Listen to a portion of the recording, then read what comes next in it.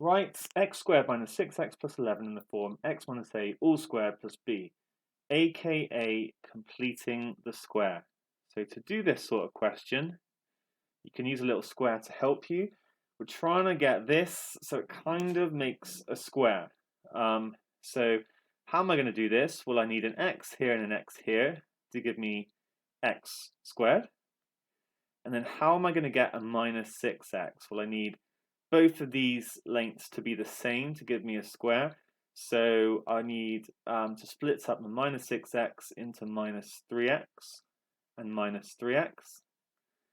And therefore this is going to have to be minus 3 and this is going to be minus 3. We've got a square, but we've got this extra term now, 9. So what I've essentially shown geometrically is that x minus x, start that again.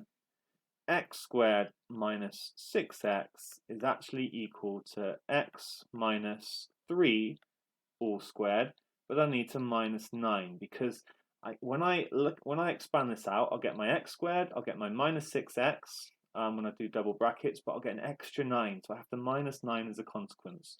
And so finally, if I'm doing x squared minus 6x plus 11, then it's going to be this x minus 3 all squared minus 9, but then I have to also plus 11, and that's going to give me the final answer of x minus 3 squared plus 2.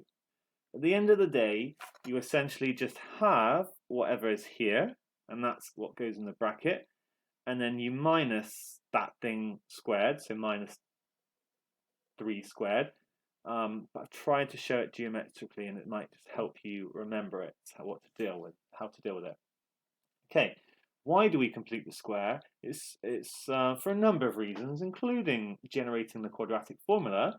But another reason is that it helps you sketch graphs really quickly, because if you were to look at this thing here and you could then write it in completed square form, okay, you could see that this term here can never be negative. It's always going to be greater or equal to 0.